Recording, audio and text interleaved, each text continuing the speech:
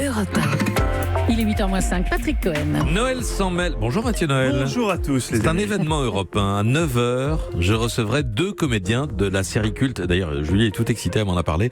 De la série Game of Thrones. Oui, c'est sûr que c'est plus un événement européen que Jean-Louis Bourlange à 8h15.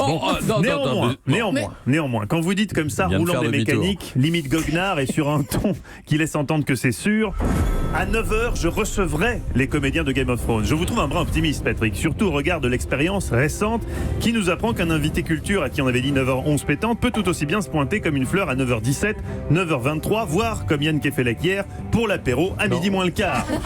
Vous laissant en rade, pour ne pas dire comme un con, à devoir meubler avec Nicolas Caro, notre expert culture, qui avait préparé des questions pour votre invité, mais qui en revanche ne s'était pas préparé à devenir lui-même l'invité.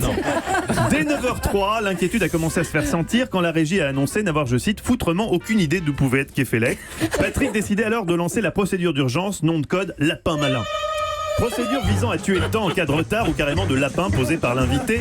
Le mot d'ordre, ralentir au maximum le rythme de la matinale à coups de digressions inutiles, voire grotesques, mais permettant de gagner un temps précieux. En brodant un peu, on peut ainsi gagner jusqu'à 10 secondes sur le moment où Julie donne l'heure. Oui, bon, ok, en brodant beaucoup. Et maintenant, Julie va vous donner l'heure debout. C'est peut-être un détail pour vous, mais pour elle, ça veut dire beaucoup. Julie. Europe 1, 9h03. Bravo. Alors on le note, la procédure Lapin Malin est extrêmement discrète, grâce également à Laurent Cabrol, expert en broderie radiophonique, la singère du cumulus, avec qui une phrase aussi courte que des orages éclatent sur une majeure partie du territoire peut devenir. Les orages éclatent, ils s'en vont, vous les attendez ici, ils sont là, vous les attendez là, ils sont ici. Hélas, malgré tous les efforts des uns et des autres, vint un moment où, Kefelec n'étant toujours pas là, Patrick a dû se résoudre à interviewer son propre chroniqueur, Nicolas Caro.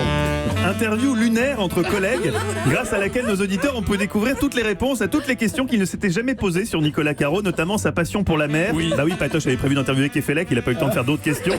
Il a juste changé Yann par Nicolas et c'était parti en mode Michel Drucker, sous l'œil émerveillé de Caro, ravi de se retrouver ainsi propulsé dans son Champs-Élysées.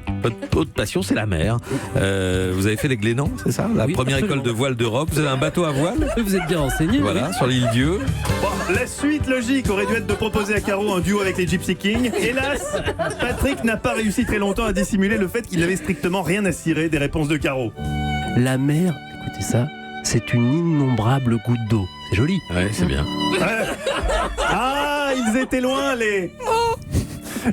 Formidable. Ou encore les... Oh, c'est Lyon. Bref, on croise les doigts pour votre interview Game of Thrones. Patrick, espérons que les Ricains soient plus ponctuels que les Bretons. Et puis encore bravo pour votre sauce de l'impro hier. Mais au départ, personne n'y croyait. Bon bah à la fin non plus. Mais vous n'avez pas rendu l'antenne et ça c'est l'essentiel. Bravo mon champion. Mathieu Noël, qui attendez-vous à midi? J'attends Anissé Mbida et Nicolas Caro. Non plus. Lui va certainement annuler. N'y comptez pas. Comment le numérique révolutionne le roman. Voilà un thème intéressant. Lapin à l'étouffée. Comment ça, voilà, d'accord. C'est passionnant comme thème. Lapin à l'étouffée, donc. Ok, très bien. À midi, Mathieu Noël, on vous écoute.